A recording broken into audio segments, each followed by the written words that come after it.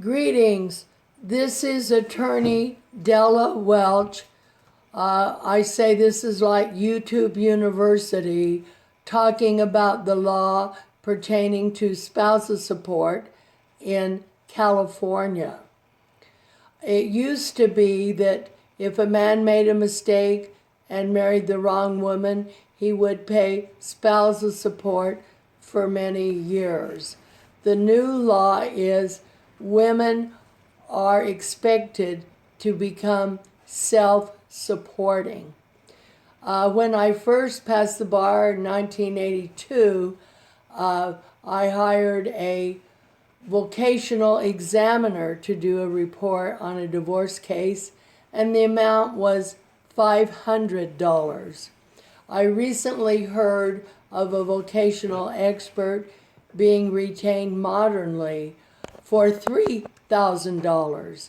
This is one of the things that a partner can do to try and reduce the spousal support, is to actually have an expert make that determination.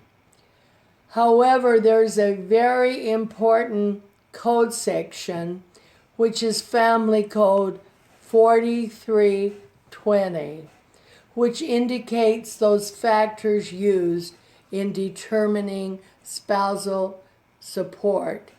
Now, in a final hearing where you're coming to the end of your family law case, I have seen the court spend many hours going through each one of these factors.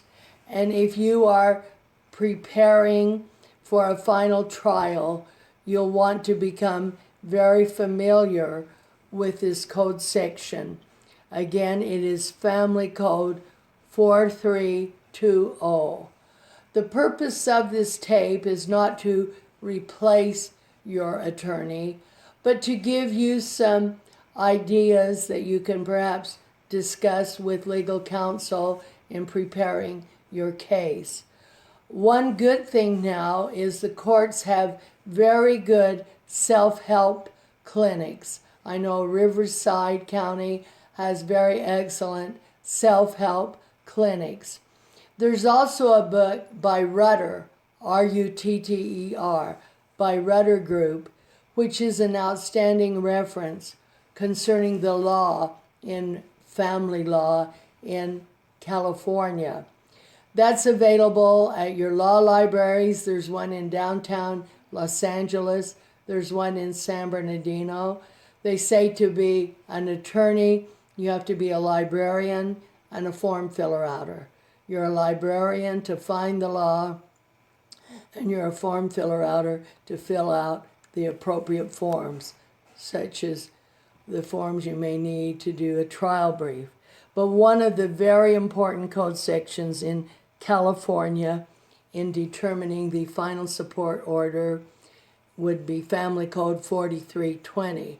Now, temporary support and final spousal support are very different, and you cannot use the temporary support in determining final support.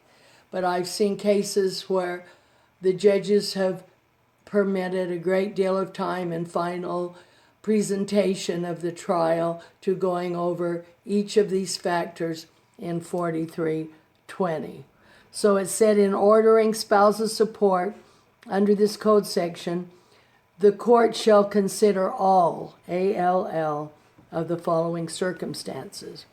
Now, A, the extent to which the earning capacity of each party is sufficient to maintain the standard of living established during the marriage, and that would be taking into account the following factors. Now, generally, the parties stipulate to the standard of living during the marriage. They often stipulate to middle class. If you don't have a stipulation or an agreement with the other party, you would have to put on evidence in your trial, your final trial, of the standard of living. Many stipulate this middle class. Okay, the first factor they look at under number 1 is the marketable skill of the supported party, the job market for those skills, the time and expenses required for the supported party to acquire the appropriate education or training to develop those skills, and the possible need for retraining or education to acquire other marketable skills or employment. We see in many of the cases where the women want to go back to school to become a teacher. Many women and men, they have multiple degrees, but they haven't become marketable. So you have to look and see how marketable the area of training they're looking for. The second factor is the extent to which the supported party present or future earning capacity is impaired by periods of unemployment that occurred during the marriage. Okay, we are now coming to the end of our first recording. We will continue with 4320, item A, sub 2 on the next recording.